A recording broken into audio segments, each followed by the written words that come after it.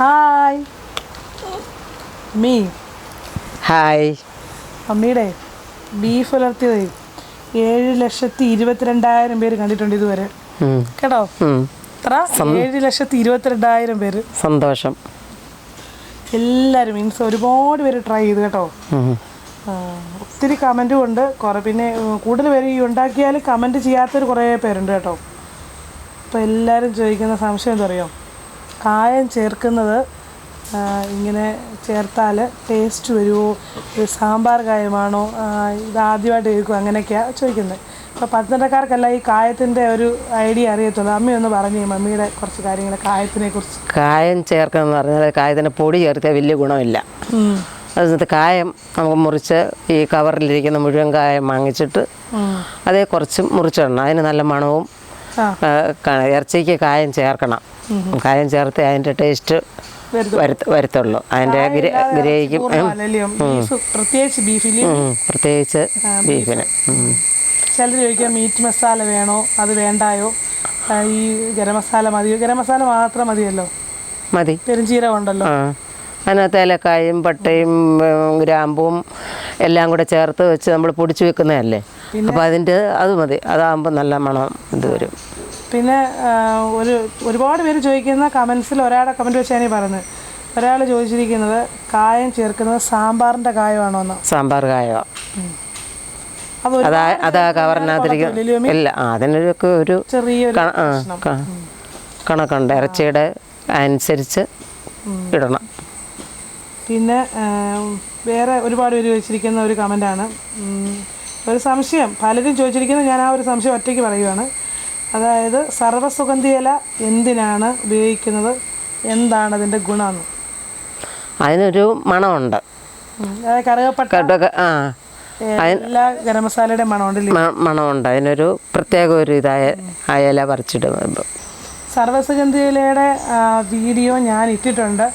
അപ്പം നിങ്ങൾ ആ ബീഫ് കറിയുടെ വീഡിയോയിൽ തന്നെ ഞാൻ ടാഗ് ചെയ്ത് വെച്ചിട്ടുണ്ട്. ആ വീഡിയോ അതെന്താണെന്നും അതിന് ഉപയോഗം എന്താണെന്നൊക്കെ പറഞ്ഞൊരു വീഡിയോ ഞാൻ ചെയ്തിട്ടുണ്ട്. ഇവിടെ ഇപ്പോൾ ഉണ്ടാവും. അപ്പോൾ അത് നിങ്ങൾ നോക്കിയാൽ അത് കാണാൻ പറ്റുമേ. അപ്പം നിങ്ങൾക്ക് മനസ്സിലാവും. പിന്നെന്താ മീൻ. പിന്നെ ഓക്കെ, അപ്പം ബീഫ് ഫ്രൈയുടെ ഇത്രയൊക്കെ സംശയമുള്ളൂ എല്ലാവർക്കും. എല്ലാവരും ഉണ്ടല്ലോ പിന്നെ ഇത് ടേസ്റ്റ് കിട്ടുമെന്നൊക്കെ പേടിച്ച് കായമൊക്കെ ചേർത്താൽ ടേസ്റ്റ് കിട്ടുമെന്ന് പേടിച്ച് 1/2 കിലോയിലൊക്കെ ആദ്യം ചെയ്ത് നോക്കി. എന്നിട്ട് അവർ കമൻറ്റ് ചെയ്തേക്കും 1/2 കിലോയിൽ തന്നെ ചെയ്ത് നോക്കിയതുള്ളൂ, എന്നിട്ട് പോലും ഭയങ്കര ടേസ്റ്റാണെന്ന് പറഞ്ഞ്. ഇത് മിക്കവരും സ്ഥിരമായിട്ട് ഇങ്ങനെ ഉണ്ടാക്കുന്നത് കേട്ടോ. കായം ചേർക്കണം. പിന്നെ ഈ ഇറച്ചിയുടെ എന്ന് പറഞ്ഞാൽ ബീഫിൻ്റെ ടേസ്റ്റ് എന്ന് പറഞ്ഞാൽ കൊണ്ട് കായവും ഈ ഗരം മസാലയും അത് അതിൻ്റെ കൂടെ ഇപ്പോൾ പെരുംജീരകവും കൂടെ ഒക്കെ ചേർത്ത് അത് അതിൻ്റെ അകത്ത് കൂടുതലും എല്ലാം ടേസ്റ്റ് വരുന്നത്. പിന്നെ ആദ്യം കുറച്ചിട്ട് പിന്നെ പോരാന്നുണ്ടെന്നേരം കുറച്ചുകൂടെ ഇടാം. പിന്നെ ഇനി മോരുകറി ഇതേപോലെ തന്നെ 3 ലക്ഷത്തിൽ പുറത്ത് ആൾക്കാർ കണ്ടിട്ടുണ്ട് കേട്ടോ. അപ്പം മോരുകറിക്കകത്ത് കായിട്ട് ഇവർക്കൊരു പുതിയ അനുഭവമാണ്.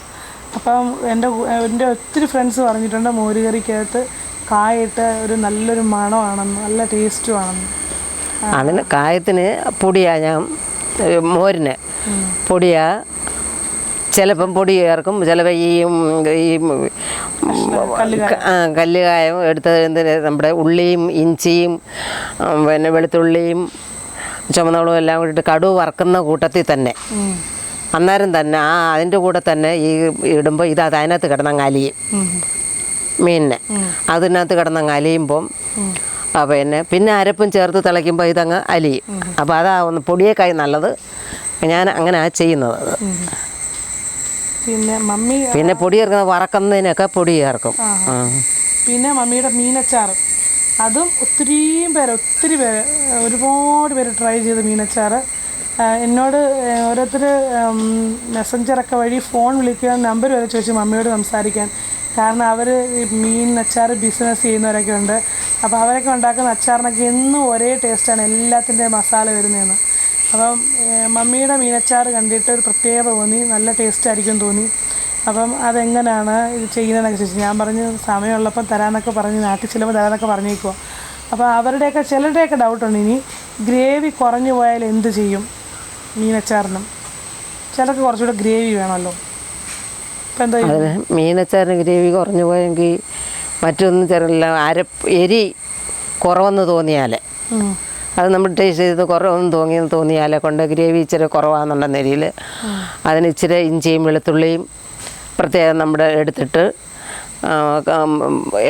എണ്ണ ഒഴിച്ച് ചീനച്ചട്ടിക്കകത്ത് എണ്ണ ഒഴിച്ച് കടുക് ഇട്ട് പൊട്ടിച്ചിട്ട് ഈ വറക്കണം അങ്ങ് മൂപ്പിച്ചിട്ട് അതിനകത്ത് സ്വല്പം മുളക് പൊടി കൂടെ ചേർക്കണം.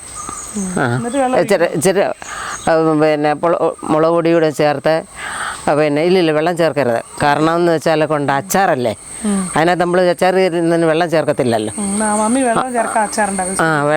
വെള്ളം ചേർക്കത്തില്ല.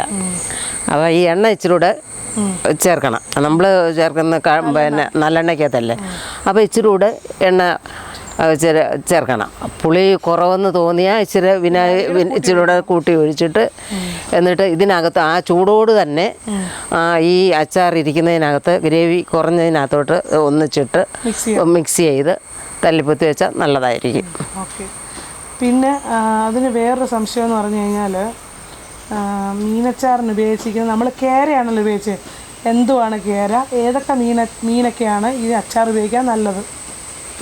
കേരയെന്ന് പറയുന്നത് ചൂരയാണ്, ചൂരയുടെ വലുതാ, കേരച്ചൂര. അതാ അച്ചാറിടാനെ കൊണ്ട് നല്ലത്. ആ കറുപ്പില്ലാതെ കണ്ട് കിട്ടുന്ന നല്ല ഏറ്റവും നല്ല ഇത്. പിന്നെ അച്ചാറിടുമല്ലേ, അപ്പോൾ അതിനകത്ത് കുഴപ്പമില്ല. നല്ല ഇച്ചിരി ഉറയ്ക്കുന്നത് കേരച്ചൂരയാണ് നല്ലത്. നെയ്മീൻ കൊള്ളത്തില്ല, പൊടിഞ്ഞു പോവും.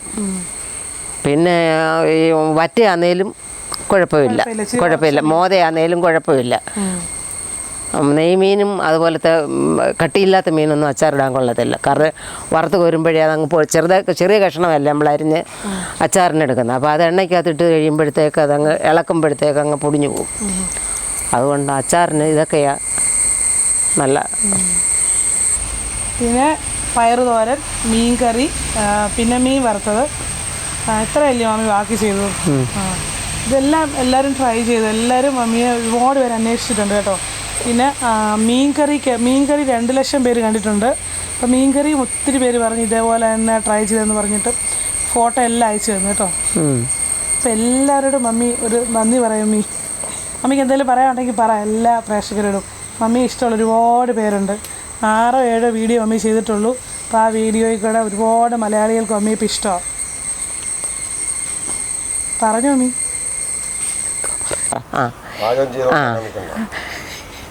എൻ്റെ വീഡിയോ കണ്ടതിൽ എല്ലാവരും കണ്ടതിൽ എനിക്ക് സന്തോഷം. അതിനായിട്ട് റിപ്ലൈ എല്ലാവരും തരികയും അതിനെപ്പറ്റി ഓരോ അഭിപ്രായങ്ങൾ പറയുകയും ചെയ്തതിനായിട്ട് സന്തോഷിക്കുന്നു. അതിനായിട്ട് എല്ലാവരെയും ദൈവം അനുഗ്രഹിക്കട്ടെ. കണ്ടവരെ എല്ലാം ഇനിയും ചെയ്തു നോക്കാമെന്ന് ഇനിയും നിങ്ങൾ നോക്കി അതിൻ്റേതായ അഭിപ്രായങ്ങൾ പറഞ്ഞിരിക്കണം. ഇനിയും മമ്മി വീഡിയോ എടുത്തില്ലയോ? പറ്റുമെങ്കിൽ ചെയ്യാം. ഇപ്പം മമ്മി കുറേ പേരറിയും. സന്തോഷം. Okay bye. Okay bye.